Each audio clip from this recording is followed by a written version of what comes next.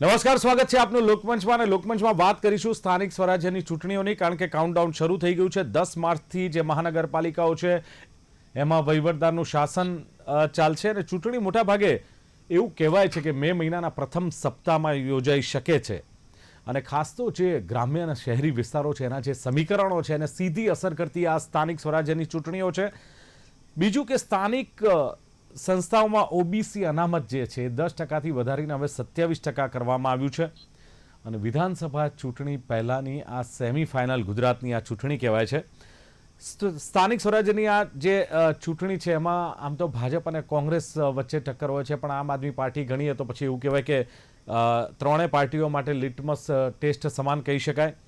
આવનારી જે ચૂંટણી છે એને લઈને રાજકીય ગરમાવો પણ તેજ જોવા મળી રહ્યો છે. ભારતીય જનતા પાર્ટી કદાચ નો રિપીટ થિયરી અથવા તો કડક જે માપદંડો છે એની ફોર્મ્યુલા લાગુ કરી શકે છે. અને બીજું કે સતત રિપીટ થતા કદાચ નેતાઓ કોર્પોરેટરો છે એને કદાચ બાદબાકી એની થાય. તો જો એવું થાય કે ઉંમર આટલા ટર્મથી ચૂંટાતા આવ્યા છે, સતત રિપીટ થતા આવ્યા છે, નવા ચહેરા લેવા છે, યુવા ચહેરા, તો લગભગ 150થી 200 કોર્પોરેટર અહીં કપાઈ શકે છે. અને કોંગ્રેસે અત્યારથી જ એક કહેવાય ને કે આક્રમક રણનીતિ તૈયારી કરી છે અને સંગઠનાત્મક તૈયારીઓ કોંગ્રેસે પણ શરૂ કરી છે. કારણ કે જે જૂના જોગીઓ છે અને નવા ચહેરાઓ છે એનો તાલમેલ બેસાડવાનો કોંગ્રેસે પણ ક્યાંક પ્રયાસ કર્યો જ છે. જીપીસીસીએ ચૂંટણીલક્ષી 7 મહત્વની સ્ટેટ લેવલની જે કમિટીઓ છે એ અલગ અલગ કમિટીઓ રણનીતિ ઘડી છે. કેમ્પેન હોય, મેનિફેસ્ટો હોય, કમિટી આ રણનીતિ ઘડવાની હોય, આ બધી કમિટીઓ કોંગ્રેસે પણ તૈયાર કરી છે.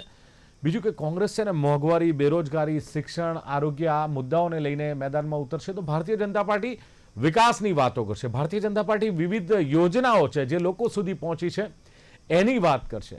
સામે કોંગ્રેસ ભ્રષ્ટાચારની વાત કરે. ઘણા બધા મુદ્દાઓ છે, પણ હવે જે ગરમાવો તેજ થયો છે તો આ કાઉન્ટડાઉન વિશે ચર્ચા કરવી છે. લોકમંચમાં ચર્ચા કરવા માટે મારી સાથે ઉપસ્થિત છે ગુજરાત પ્રદેશ કોંગ્રેસના વાઇસ પ્રેસિડેન્ટ અશોક પંજાબી ઉપસ્થિત છે. અશોકજી, સ્વાગત છે આપનું લોકમંચમાં. સાથે જ સ્નેહલ જોશી, ભારતીય જનતા પાર્ટીના નેતા. સ્નેહલજી, આપનું સ્વાગત. ધન્યવાદ. જાણીતા રાજકીય વિશ્લેષક, વરિષ્ઠ પત્રકાર જયવંત પંડ્યા મારી સાથે છે. જયવંતજી, આપનું પણ સ્વાગત છે. જી સ્નેહલભાઈ, શરૂઆત આપનાથી કરીએ, કારણ કે જે પ્રમાણે સ્થાનિક સ્વરાજ્યની ચૂંટણી લડાતી હોય છે ને એમાં જે કહેવાય કે અત્યારની જો પરિસ્થિતિની વાત કરીએ તો તેલ, ખાંડ, ગોળ, આજે તેલના ભાવ અલગ અલગ, જે પામ તેલ કહીએ કે સિંગ તેલ કહીએ એના ભાવ પણ વધ્યા છે. શાકભાજી, જીવન જરૂરિયાતની ચીજ વસ્તુઓમાં જે વધારો થઈ રહ્યો છે, મોંઘવારી વધી રહી છે, નબળું શિક્ષણ, નબળું આરોગ્ય, અને જે કોંગ્રેસ કહી રહી છે તે પ્રમાણે કે તમે મતો વિકાસના નામે માંગો છો. શું આ વિકાસ છે? જનતાને મોંઘવારીમાંથી બહાર લાવવાની વાત હતી કોંગ્રેસ કહે છે, અને જનતા મોંઘવારીના ખપ્પરમાં ઉમાઈ રહી છે. સ્નેહલભાઈ, લોકશાહીનું ખૂબ જ મહત્વનું પર્વ એટલે ચૂંટણી, અને આજે આપણે જ્યારે એની ચર્ચા કરવા અહીંયા બધા ભેગા થયા છે આ પ્લેટફોર્મ, આપના ડિજિટલ પ્લેટફોર્મ પર, તો મને કહેતા આનંદ થાય છે કે ગુજરાતની જનતા જે છે તેનું જે સૂઝ સમજ અને એ લોકોની જે અગમચેતી પણ કહી શકાય અને દૂરંદેશી પણ કહી શકાય, એટલે આ બધા જે ગુજરાતની જનતાની ક્વોલિટીઝ છે એના આધારે ભારતીય જનતા પાર્ટીને સેવા કરવાનો મોકો તે આપે છે. ચૂંટણી જ્યારે થાય છે તો એક પ્રકારનું ચોક્કસ બેરોમીટર છે. જેમ આપણે પ્રસ્તાવનામાં કહ્યું કે આગામી ચૂંટણીઓનું આ એક રોડ મેપ છે કે બ્લુ પ્રિન્ટ કહી શકો. એટલે આ એક પબ્લિકનો મૂડ જાણવાનું આ એક માધ્યમ છે. સાથે સાથે ચૂંટણી એક ટર્નિંગ પોઈન્ટનું પણ ઘણી બધી જગ્યાએ માધ્યમ બની જતું હોય છે. તો જ્યારે ગુજરાતની વાત કરીએ તો ગુજરાત જે હતું, જ્યારે 30 વર્ષ પહેલાનું ગુજરાત, આજનું ગુજરાત, એ આખા દેશે જોયું છે. ગુજરાતે તો ચોક્કસપણે એને જોયું છે અને એની અંદર એ લોકોએ અનુભવ્યું પણ છે કે વ્યક્તિની લાઈફસ્ટાઈલ ગુજરાતમાં, આપણે અમદાવાદની જો શહેરની વાત કરીએ, રાજકોટ, જામનગર, અનેક એવા શહેરો છે કે જેની અંદર ઇન્ફ્રાસ્ટ્રક્ચર, ડ્રેનેજ, નવા મકાનો, કન્સ્ટ્રક્શન, આ તે એ બધાથી જે ઇઝ ઓફ લિવિંગ છે એનું પ્રતિશત કેટલું વધ્યું છે. એક્સપોર્ટ્સની વાત કરીએ તો 30% થી 40% જ્યારે સામાન આપણા દેશમાંથી જતો હોય તે ગુજરાતમાંથી જાય છે, તો એ ગર્વની વાત છે. ફાર્માસ્યુટિકલ ઇન્ડસ્ટ્રીઝ હોય કે પછી ઇલેક્ટ્રોનિક ઇન્ડસ્ટ્રીઝ હોય કે મોટા મોટા ઇન્ડસ્ટ્રીયલ પાર્ક હોય, આ બધાનો જે ગ્રોથ ડેવલપમેન્ટ થયું છે તેમાં ચોક્કસપણે આપણા ગુજરાતની જનતાનો પરસેવો અને સાથે સાથે ભારતીય જનતા પાર્ટીની જે નીતિ રીતિ છે ને, આદરણીય નરેન્દ્ર મોદીની જે ઈચ્છા છે કે ગુજરાત જે છે તે આદર્શ સ્ટેટ બને અને હવે ભારતની અંદર પણ આ પ્રમાણે છું અને તમે નરેન્દ્ર મોદીના અને ગુજરાત સરકારના ગુણગાન ગાઓ છો, એટલે મને જરા એ જણાવો કે આ જે મોંઘવારીનું કોંગ્રેસ કહી રહ્યું છે કે વિકાસની વાતો કરી પણ મોંઘવારીના ખપ્પરમાંથી જનતા બહાર નથી આવી. 30 વર્ષ પહેલા જે હતું એ પણ 30 વર્ષ પછી તમારું શાસન છે 3 દાયકાથી, મોંઘવારીમાંથી પ્રજા બહાર નથી આવી. સાહેબ એની વાત કરો. દિલીપભાઈ, કોંગ્રેસની સ્પેસિફિક જે આક્ષેપની વાત કરું ને, તો એ લોકો કેસ ટુ કેસ જ્યારે વાત કરતા હોય ને, તો એ લોકો એનું જે પૂર્વ ભૂમિકા, પહેલાનો સમય, પછીની વાત, આ બધું એ લોકો ધ્યાન નથી રાખતા. પણ હું મોંઘવારીની વાત કરું ને એક સામાન્ય વ્યક્તિ તરીકેની જો વાત કરું, તો આજે પહેલા મારે અહીંથી મારું નિવાસસ્થાનથી 10-12 કિલોમીટર જવું હોય તો મારે એક્ટિવા પર કે મારી ગાડી પર જવું પડતું હતું.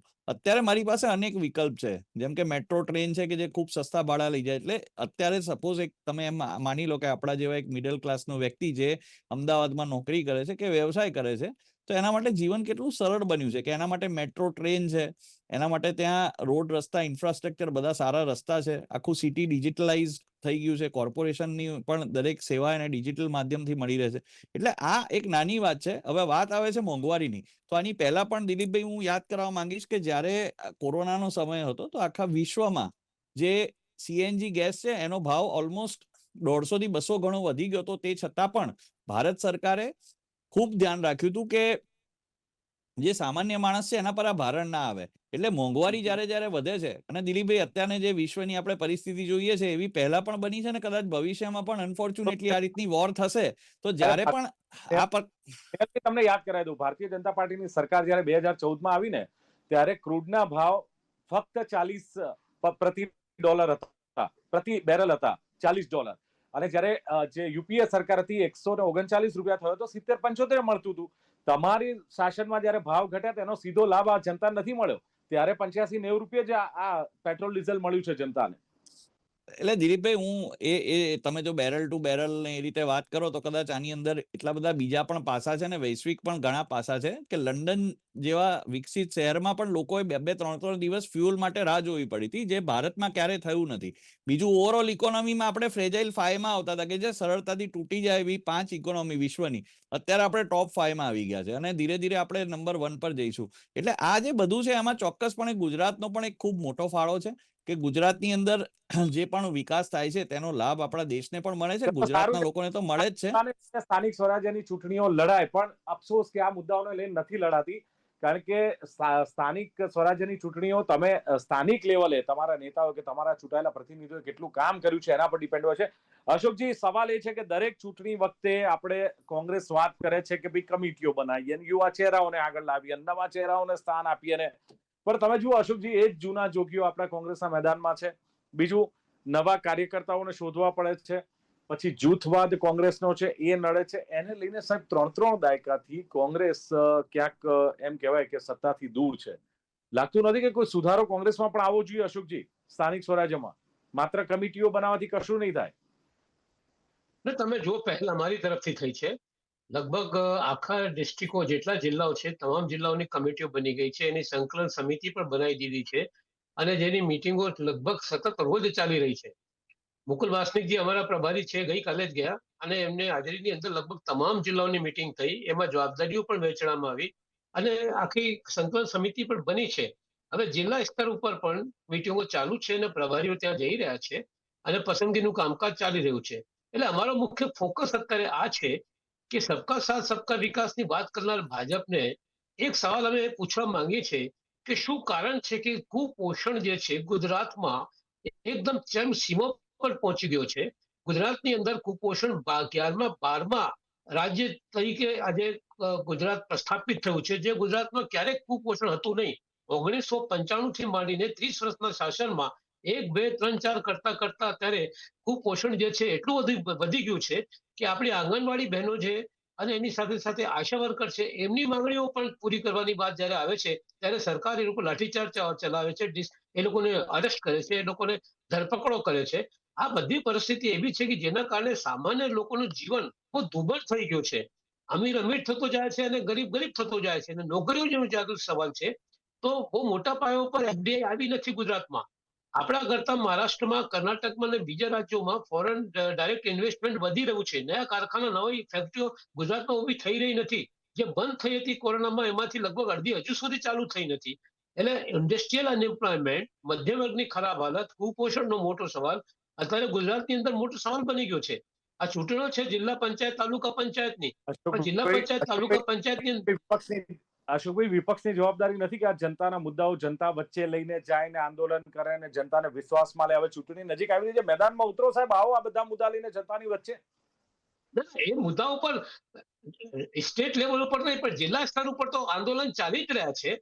વચ્ચે અમે માનવ સાંકળની રચના કરી હતી નહેરુ બ્રિજ ઉપર સરઘસ કાઢીને, અને ફોકસ તો કરી જ રહ્યા છે આ મુદ્દા ઉપર. ફરી હું તમને કહું, વારંવાર જે વસ્તુ અમે કહીએ છીએ, આજે પણ કહેવા માંગીએ છીએ કે જેટલો મીડિયાએ આપવું જોઈએ પ્રચાર, એ કોંગ્રેસના વિરોધ પક્ષ તરીકે એટલું મહત્વ અપાતું નથી. ઘણા સમયથી આ ચાલી રહ્યું છે ગુજરાતની અંદર.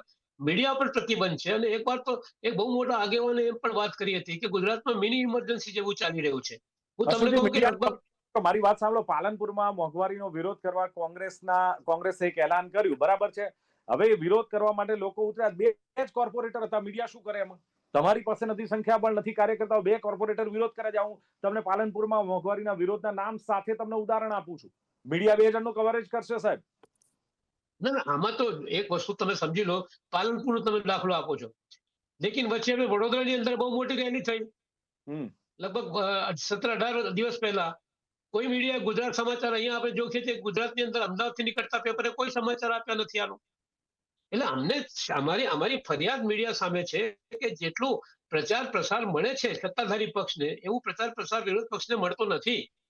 છતાં પણ પોતાની જવાબદારી આજે આધા 30 વર્ષથી સતત તમે જોઈ શકો છો કે 30 વર્ષ સુધી ડાબેરીનું રાજ હતું બંગાળમાં.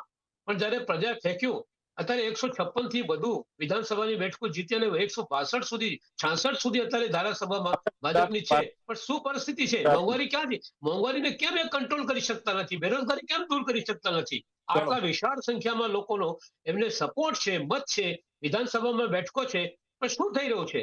ઇવન અહીંયાના એના ધારાસભ્યો, સત્તાધારી પક્ષના ધારાસભ્યો પોતે જે છે એ સરકારમાં ફરિયાદ કરતા મળે છે કે સત્તાવાળા એટલે અધિકારીઓ અમારી વાત સાંભળતા નથી, તંત્રવાળા અમને સાંભળતા નથી, એ સત્તાધારી પક્ષની વાત સાંભળતા નથી, કોઈ નિયંત્રણ નથી વહીવટ ઉપર આ સરકારનું. એટલે બિલકુલ અરાજકતા જેવી પરિસ્થિતિ અત્યારે ચાલી રહી છે ગુજરાત.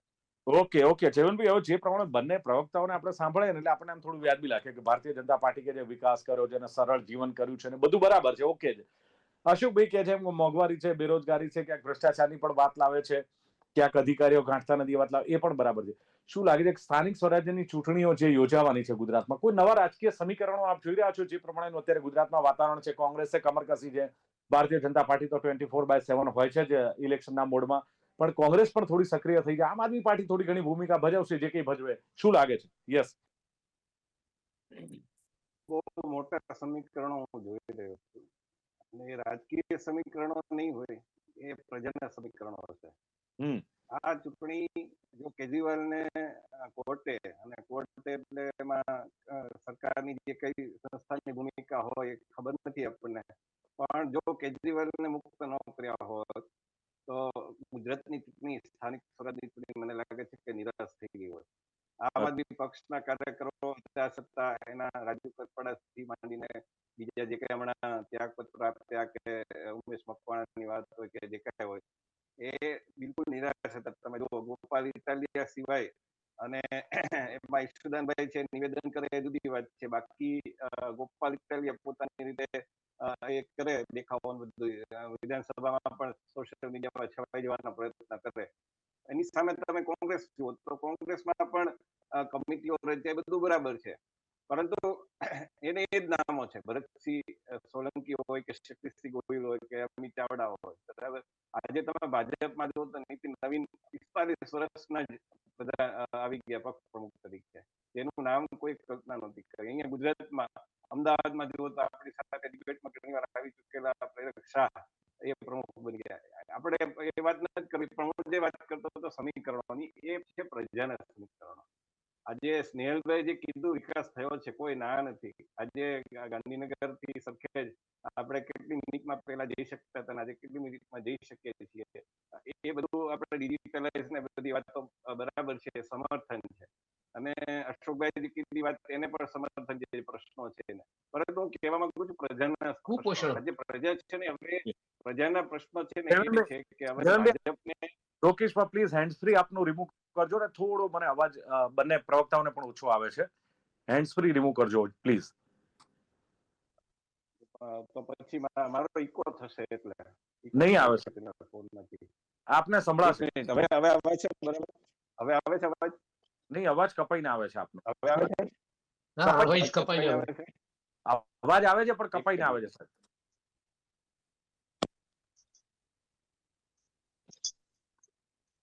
હેલો, હા બોલો જી. હવે આવે છે? હા બોલો. હા, એટલે જે પ્રજાના સમીકરણો છે એ પ્રજાના સમીકરણો છે, પ્રજા હવે કંટાળી ગઈ છે. ભાજપના જે કઈ પ્રશ્નો છે ને, ભાજપનો જે કઈ વહીવટ છે, દાખલા તરીકે હું આપને કહું કે બીઆરટીએસ આપી દીધી, બહુ સરસ. બીઆરટીએસ નો જે ફ્લો હોવો જોઈએ, દાખલા તરીકે મુંબઈની તમે સરખામણી કરો તો મુંબઈમાં ખાલી 2 જ કલાક ટ્રેન બંધ રહે છે રાત્રે, અને અહીંયા તમે બીઆરટીએસ જો તો 6 વાગે શરૂ થઈ જવી જોઈએ, એને બદલે એ શરૂ થાય છે 7 વાગે, લગભગ 7 વાગે. બીજું કે બપોરના રિસેસમાં તો એકદમ ફ્લો ઘટી જાય છે, રાતના 9:30 પોણા 10 આ બધી જે શરૂ કરી દો છો તમે, વાવા મેળવી દો છો, પછી શું એ કોઈ જોતું નથી. એના ડિસ્પ્લે તમે સ્ટેશન ઉપર. સોરી આપને ડિસ્ટર્બ કરું. હેલો, પ્લગ હેન્ડ્સનો પ્લગ ખેંચી લેશો, હજુ પણ થોડું હેન્ડ ફ્રી છે જ નહીં, હવે કાઢી નાખ્યું. બિલકુલ. તો હેન્ડ ફ્રી કાઢી નાખ્યું. અવાજમાં થોડું વેરિએશન આવે છે. અચ્છા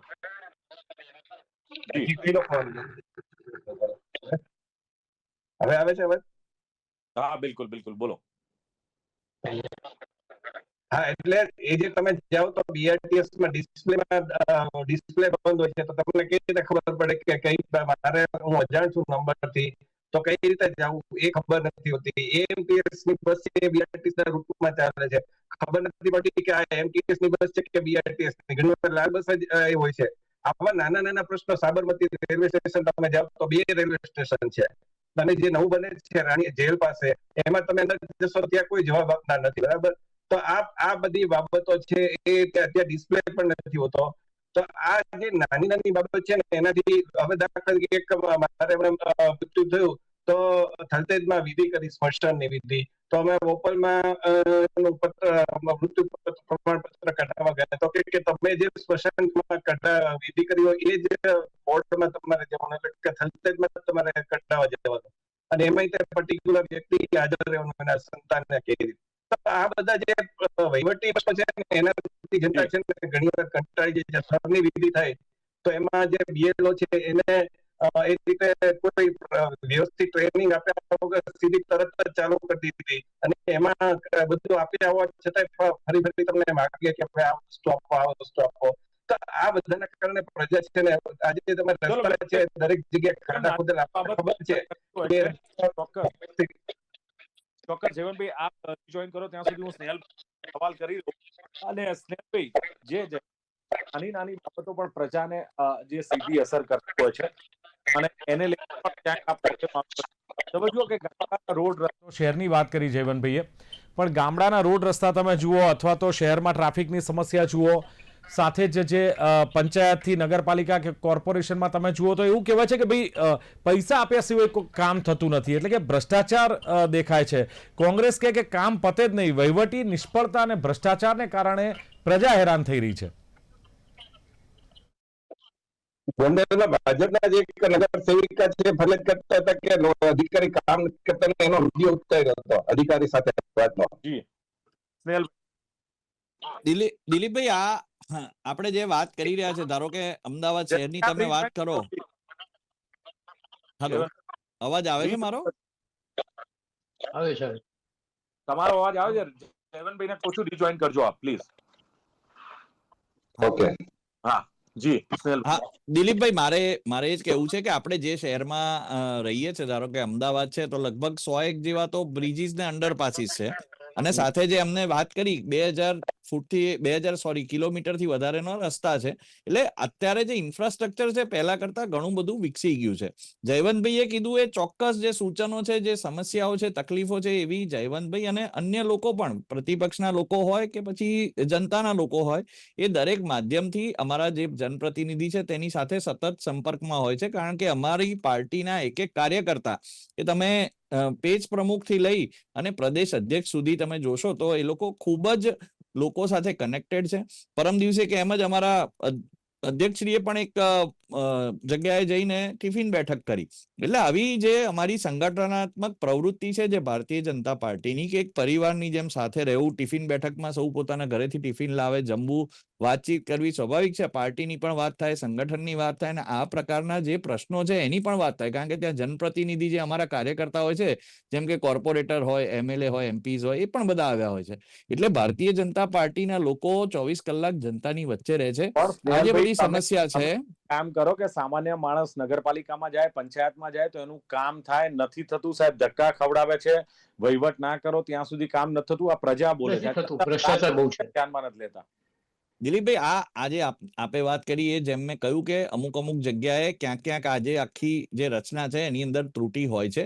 એ ટેકનિકલ ત્રુટિ પણ હોઈ શકે અને માનવ સર્જિત પણ ક્યાંક થોડા અંશે હોઈ શકે. પણ તમે જુઓ કે જે પણ, અને મારા પ્રતિપક્ષના ભાઈને કહેવું છે, અશોકભાઈને, કે તમે ખાલી જોઈ લો કે કેટલા બધા લોકોને સસ્પેન્ડ કરવામાં આવે છે. આજે કોર્પોરેશનની જે વાત કરે છે તો એની અંદર કોઈ પણ પ્રકારનું જો ભ્રષ્ટાચાર જોવા મળે તો બધાને ફોર્સ સસ્પેન્શન પણ ભૂપેન્દ્રભાઈની સરકારે કર્યું છે. અને આના આંકડા તમે જુઓ છો. આપણે પણ દિલીપભાઈ આપની ચેનલ પર ઘણીવાર ચર્ચા કરી છે. એટલે ભ્રષ્ટાચાર સામે ઝીરો ટોલરન્સ છે. એટલે જ આજે બધા ભ્રષ્ટ લોકો છે એને વીણીને કાઢવામાં આવે છે. આ લોકોને વીણીને, હું અડધી જ મિનિટમાં મારી વાત પૂરી કરીશ, કે આ લોકોને વીણીને કાઢવામાં આવે છે. અને જ્યાં પણ આવી કોઈ સમસ્યા આવે છે તો જે સ્તરે સમસ્યા હોય એ સ્તરે એનું નિવારણ કરવાનો પૂરતો પ્રયાસ નિષ્ઠાથી ભારતીય જનતા પાર્ટીની સરકાર કરે છે અને કરતી રહેશે. જી અશોકભાઈ, આપણે સાંભળ્યું કે જે સ્નેહલભાઈએ સરસ વાત કરી કે સૂચનો હોય, તકલીફ હોય તો રાજકીય વિશ્લેષક છે કે પત્રકાર, હું કહું કે તમે પણ કહો તો સ્વીકાર્ય છે. સંગઠનાત્મક પ્રવૃત્તિ છે એમની પાસે. બીજું કે કડક પગલા ભર્યા છે, પગલા ભર્યા છે. જનતાએ સાહેબ એમને સ્વીકાર્યા છે. અશોકભાઈ, નહીં, જનતા સ્વીકારે છે. જો એક વસ્તુ સમજી લેવાની છે કે 50 વર્ષ સુધી કોંગ્રેસનું શાસન દેશની અંદર હતું, કેન્દ્રમાં. અને પછી એમ કહીએ આપણે કહીને 50 વર્ષ સુધી જનતા સ્વીકાર્યું. હવે ડાબેરીઓની 31 વર્ષ સુધી શાસન હતું. હવે અહીંયા ગુજરાતમાં સ્વીકારે છે, ચલો સારી વાત છે, ભાજપના અભિનંદન એને સ્વીકાર્યું છે. પણ શું તમે ખરેખર લોકોનું કામ કરી રહ્યા છે ખરા? અમીર અમીર થાય છે, ગરીબ થાય છે, પર કેપિટા ઇન્કમ ઓછી થતી જાય છે ગુજરાતમાં. હું ઘણીવાર આ વાતને કહું છું કે 95 ની અંદર અમે 3જા નંબર ઉપર હતા પર કેપિટા ઇન્કમમાં, માથાદીઠ આવકમાં. આજે અમે 11રા નંબર ઉપર પહોંચી ગયા છે ગુજરાત. એટલે ગુજરાતના લોકો બહુ ગરીબીની હાલતની અંદર ધીરે ધીરે પહોંચી રહ્યા છે. રોજગાર નથી મળી રહ્યું લોકોને. આ સ્થિતિની અંદર તમે એ વાત સમજી લો. ચાલો કે તમારી પાસે મજબૂત મુદ્દા ખરા સ્થાનિક સ્વરાજ્યની ચૂંટણી માટે. કેમ? સૌથી મોટો મુદ્દો ભ્રષ્ટાચારનું છે. લોકોનું કામ થતું નથી. તંત્ર ઉપર કોઈનું નિયંત્રણ છે જ નહીં. તંત્ર કોઈ વાત સાંભળવા તૈયાર નથી. જયવંતભાઈ, ઓકે જયવંતભાઈ, જે એક ટિપ્પણી કરી હતી કે જ્યારે જે કોન્સ્ટેબલની એમાં 10 લાખ ફોર્મ ભરાય ત્યારે હાઈકોર્ટે એમ કહ્યું પરિસ્થિતિ હશે. આ ટિપ્પણી પણ કરી. આ બધી સમસ્યાઓને જનતા ધ્યાનમાં લેશે કે કેમ, જયવંતભાઈ? અવાજ કપાય છે.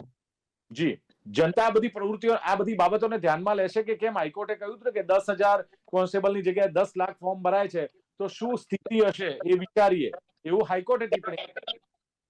ના, હવે એ બાબતમાં હું સંમત નથી. એ વાત આખી જુદી છે. કોઈ છે પેલો વચ્ચે અંકલેશ્વરનો પણ મુદ્દો આવ્યો હતો. કોઈ છે બીજી જગ્યાએ હોય અને એને કોઈ બીજી જગ્યાએ જવામાં રસ હોય તો એ તો કરે. એમાં એ અરજી પત્રકો કેટલા આવ્યા છે એના આધારે એવું ન નક્કી થઈ શકે કે બેરોજગારીની સંખ્યા વધારે છે. ગુજરાતમાં પર્ટિક્યુલરલી બેરોજગારીનો પ્રશ્ન એટલો બધો નથી, હું એ નથી માનતો. કારણ કે અહીંયા રાજસ્થાન, ઉત્તર પ્રદેશ, બિહારથી બધે આવે છે. ઉલટાનું જે એવા કામો કહેવાય સ્કિલ વાળા, એમાં આપણને ગુજરાતીઓ નથી મળતા. આજે કડિયા હોય કે પછી સુથારી કામ હોય કે બીજા રંગ કરનારા હોય, આવા કામોમાં ગુજરાતીઓ નથી મળતા. એ પણ હકીકત છે. એટલે એ પ્રશ્ન નથી, પણ જે પ્રશ્ન છે ને એ હાઈકોર્ટની વાત નથી માનતા જયંતભાઈ, હાઈકોર્ટની વાત નથી સ્વીકારતા. અરે ચુકાદો નથી, એ તો ટિપ્પણી કરી છે. તમને તો કરોડો વસ્તુ એવી છે. હા એટલે હાઈકોર્ટે ટિપ્પણી કરી છે. અરે પણ એ ટિપ્પણી જે કરી છે પણ ઘણી વાર કોંગ્રેસના નેતાઓ સંમત નથી થયા. એવા દાખલા છે કપિલ સિબ્બલે આજે પેલા યશવંત વર્મા છે એને ભ્રષ્ટાચારી દોષી જાહેર કર્યા. તો કપિલ સિબ્બલે કીધું હતું કે અમે નહીં માનીએ ને અવિશ્વાસનો પ્રસ્તાવ લાવવાની વાત હતી. એટલે આ પ્રકારનું આપણે ગુજરાતની વાત કરીએ. આજે બી સુરસુર્યું થઈ ગયું તમારું અવિશ્વાસ પ્રસ્તાવના. ચલો બિલકુલ બિલકુલ મહાભિયોગનો પ્રસ્તાવની વાત હતી. એટલે એ હાઈકોર્ટના નિર્ણય સાથે પણ તમે વૈચારિક રીતે અસહમત થઈ શકો એવું કઈ નથી. સાહેબ જયવંતભાઈ કે અધિકારીઓ જે જનપ્રતિનિધિઓને ગાંઠતા નથી તો એક પરિપત્ર બહાર પાડવામાં આવ્યો છે. જાળવવું પડશે એટલે એ કરવું પડશે. અધિકારી રાજ છે ને એ તો વડોદરામાં યોગેશ પટેલ હોય કે મનસુખ વસાવા હોય કે ઇવન ભૂપેન્દ્ર પટેલ જેવા મુખ્યપ્રધાન પણ એમને કેવું પડે કે અધિકારીઓ કામ કરવું પડશે, જનતાના પ્રશ્નો સાંભળવા પડશે. આ પ્રકારનું શબ્દશાહુ નથી કેતો પણ એ ભાવાર્થ એવો હતો. તો આ ભાજપે નિયંત્રણ કરવું જ પડશે એનાથી, કારણ કે તમારે ધક્કા ખાવા પડે તમને કારણ વગર. અને સરનો મોટો દાખલો છે જે પેલું મતદાર યાદીનું આવ્યું હતું એનો દાખલો છે. ઓકે એટલે જે પ્રમાણે સ્નેહલભાઈએ કહ્યું કે દૂરંદેશી વાળી આ પ્રજા છે અને બહુ હોશિયાર છે, વેપારી છે, એટલે ગુજરાતની પ્રજા ભારતીય જનતા પાર્ટીને પસંદ કરે છે. બીજી એમણે વાત કરી 30 વર્ષ પહેલાનું અને આજનું ગુજરાત. એમણે ઇન્ફ્રાસ્ટ્રક્ચરથી લઈને ઘણી બધી વાતો કરી છે. ટોપ 5 ઇકોનોમીમાંથી હવે નંબર 1 પર જઈ રહી છે. બ્રિજની એમણે વાત કરી. તકલીફ સૂચનો આવકાર્ય છે અને એવું કંઈ હશે તો અમે ચોક્કસ એ તકલીફ અને સૂચનો પણ એમણે કહ્યું તે પ્રમાણે કે સ્વીકારીશું. અને અશોકભાઈ પંજાબીએ કહ્યું કે શરૂઆત જે કહ્યું હતું અમારાથી થઈ હતી, કમિટી બનાવી, સંકલન સમિતિ, એટલે કોંગ્રેસ પણ એક્શન મોડમાં છે. અને ઘણા બધા એમણે ભ્રષ્ટાચારની વાત કરી. એફડીઆઈ પ્રોપર અહીંયા નથી, અન્ય રાજ્યોમાં છે અને મીડિયા સામે પણ એમની ફરિયાદ છે. અધિકારીઓ સાંભળતા નથી, ગરીબ બનતો જાય છે. જયવંતભાઈએ વાત કરી એમ કે રાજકીય નહીં પણ પ્રજાકીય સમીકરણો ક્યાંક બદલાશે. મેં કહ્યું રાજકીય સમીકરણો પર એક મહત્વની વાત એમણે કરી. કેજરીવાલ વગર કદાચ નિરાશ થઈ ગઈ હોત આ ચૂંટણી, પણ ગુજરાતની ચૂંટણી હવે ક્યાંક જે કહ્યું એમ કે ઇન્ટરેસ્ટિંગ થશે. અને ખાસ ગોપાલ ઇટાલિયા ક્યાંક છવાઈ જવાના પ્રયત્નો કરે છે વિધાનસભામાં પણ, જે પ્રમાણે બોલે છે. અને કોંગ્રેસની વાત કરી કે શક્તિસિંહ ગોયલ, સિદ્ધાર્થ પટેલ, એમને જ્યારે મહત્વ આપવામાં આવે છે. નીતિન નબીન ભારતીય જનતા પાર્ટી યુવા ચહેરાઓને મહત્વ આપે છે. અને ખાસ નાની બાબતો પણ એમણે કહ્યું કે અસર કરે છે, કે એએમટીએસ હોય એ બીઆરટીએસમાં ફરતી હોય, ડિસ્પ્લે ન હોય તો પ્રજાને આની પણ ઇફેક્ટ થતી જ હોય છે. એમણે કહ્યું આની પર પણ ધ્યાન આપવું જ જોઈએ. બેરોજગારીનો પ્રશ્ન નથી પણ અધિકાર રાજ ખરું, એની પર નિયંત્રણ પણ ક્યાંક જરૂરી છે. સમયને કારણે ચર્ચાનું સમાપન કરીએ છીએ. અશોક પંજાબી, સ્નેહલ જોશી, જયવંત પંડ્યા ત્રણે જોડે ખૂબ ખૂબ આભાર. Thank you very much. તો દર્શક મિત્રો, આ હતી આજની ચર્ચા લોકમંચમાં સ્થાનિક સ્વરાજ્યની ચૂંટણીના કાઉન્ટડાઉન અંગે. ફરી મળીશું એક નવી ચર્ચા સાથે, નવા મુદ્દા સાથે. આપ જોતા રહો ગુજરાત ન્યૂઝ. નમસ્કાર.